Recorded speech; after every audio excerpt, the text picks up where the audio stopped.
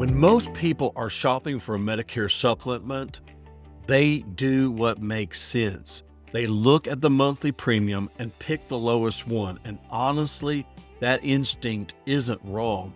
But with two of the most popular plans right now, Plan N and High Deductible Plan G, the plan with the lower premium isn't always the one that costs you less. And the difference over 5 or 10 years can add up to thousands of dollars. Hello there, I'm Nathan Wright. I'm a licensed Medicare advisor based in Hendersonville, right outside of Nashville. And I co-authored a guide called 64 Plus, Your Ultimate Guide to Medicare and Retirement Planning.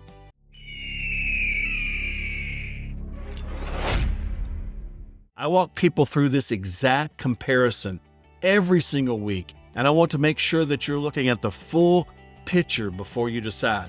By the end of this video, you'll understand exactly how Plan N and High Deductible Plan G are structured, what the real numbers look like over time, and how to figure out which one actually makes more sense for your situation, so you can feel confident in the decision that you make. Before we get into it though, if you're brand new here, hit subscribe. I put out videos like this every week to help people turning 65 get Medicare right without the stress and without the sales pitch. So let's talk about why comparison matters so much right now. Plan N and High Deductible Plan G both have gotten a lot more popular lately, and it's easy to see why. They both come with lower monthly premiums than standard Plan G. That's naturally going to catch your attention. But here's the thing I want you to walk away from this video understanding. A lower premium doesn't automatically mean a lower total cost. What you pay every month and what you actually pay over the course of a year are two different numbers, and today we're going to look at both. So quick refresher on how these plans work in general, because it matters for everything we're about to cover. A Medicare supplement, you'll also hear it called a Medigap plan. Same thing, fills in the gaps that original Medicare leaves behind. Things like co-pays, co-insurance, and Part A deductible, which is just the amount you'd owe before Medicare starts covering a hospital stay. Whichever supplement plan you pick determines how much of that gap gets covered for you and how much stays in your pocket. And the trade-off isn't always the same. More coverage usually means a higher monthly premium. That's the seesaw that we're balancing today. Let's start with Plan N. It covers most of the major gaps in Medicare, including that Part A deductible and your hospital cost, plus all of your Part B coinsurance, which is the 20% that you'd normally owe on your doctor visits, and the outpatient care under original Medicare. Plan N picks that up with two small exceptions you should know about. You can owe up to $20 for a regular doctor visit and up to $50 for an ER visit that doesn't turn into an admission. Plan N also doesn't cover what are called excess charges. I'll come back to exactly what those are in a minute because it's a smaller factor than most people think, but it's real. Because of that slightly lower coverage, Plan N's monthly premium is typically lower than the standard Plan G, which is a big part of why it's caught on the way that it has. Now here's the other option. High Deductible Plan G.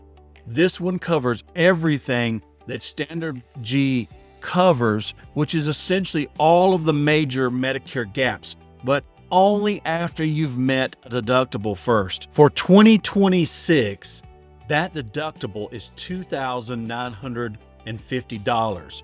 Until you've paid that much out of pocket in a given year, you're covering the cost yourself. Once you hit it, the plan takes over completely, just like standard Plan G would for the rest of that year. Because you're taking on that deductible, the monthly premium runs significantly lower than both Plan N and standard Plan G. So let's put the real numbers next to each other because that's where we actually gets useful. Let's say Plan N runs about $110 a month in your area, and High Deductible Plan G runs about $55 a month. That is a $55 difference every month, $660 a year. On paper, High Deductible Plan G looks like the clear winner.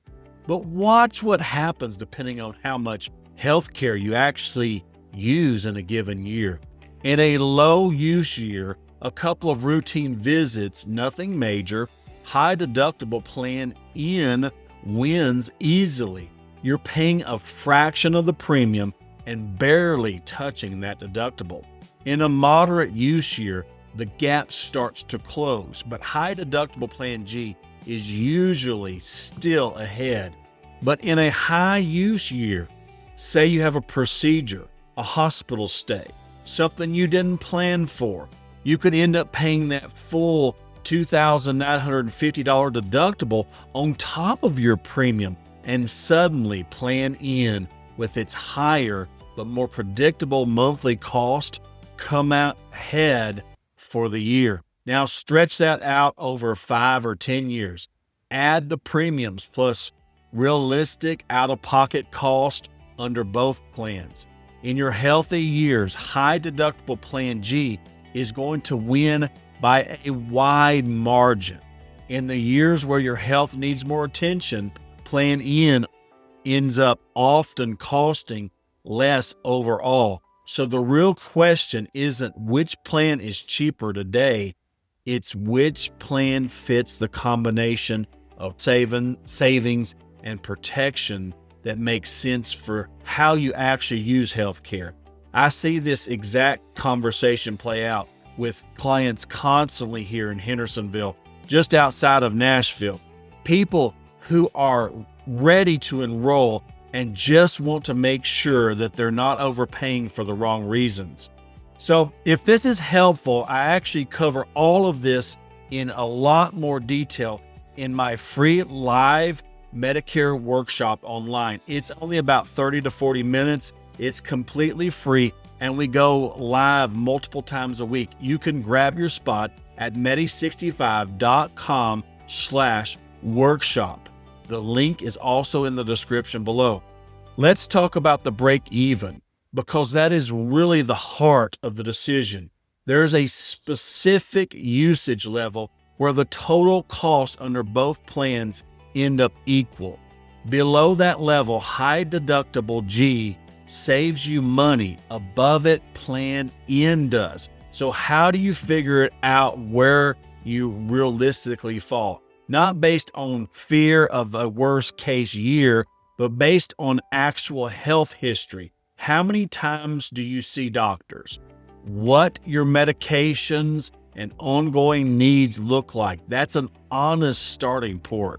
Here's the piece that most people don't think about at all. Risk tolerance. Two people can look at the same exact numbers I just walked through and land on two completely different and completely valid decisions. One person has savings set aside and isn't bothered by the idea of absorbing a rough year financially. Another person would rather pay a bit more every month to know that their maximum exposure is capped and predictable. Neither one of those is the wrong answer. The goal isn't to find the plan that is objectively best. It is to find the plan that matches your finances and honestly your personality. Now look back to those excess charges I mentioned with Plan N, because it's worth understanding when they actually matter. An excess charge happens when a doctor doesn't accept what's called Medicare assignment, meaning they don't agree with Medicare's approved rate, and they're allowed to bill you up to 15% above that approved amount. Plan N doesn't cover that extra 15%. High Deductible Plan G does. Once you've met your deductible, in Tennessee and in most of the country, that doesn't come up very often. But if you travel a lot or you tend to see specialists in certain parts of the country, it's worth knowing it's out there. So let me leave you with 3 questions that get most people to clear answers here. First, how often do you actually use healthcare in a typical year? Second, do you have the savings or the financial cushion to comfortably handle a high deductible year without it stressing you out? And third, does monthly premium savings matter more to you, or does having a predictable, capped out-of-pocket number matter more? Sit with those 3 questions honestly, and the right plan usually becomes pretty clear. But before you go, if this walked you through something that you'd been wondering about, do me a quick favor and subscribe. And if you know someone else who's turning 65 soon or is trying to sort through this exact decision, send them this video. It might save them a real headache. And if you're turning 65 soon and you want all of your Medicare questions answered in one place for free, no obligation, join me at my next live Medicare workshop. It's only 30 to 40 minutes, and we run it several times a week, and there's always a session coming up. Register at medi65.com/workshop or click in the link in the description. And if you want the free Medicare guide I mentioned, grab it at medi65.com/book. I'll see you at the workshop.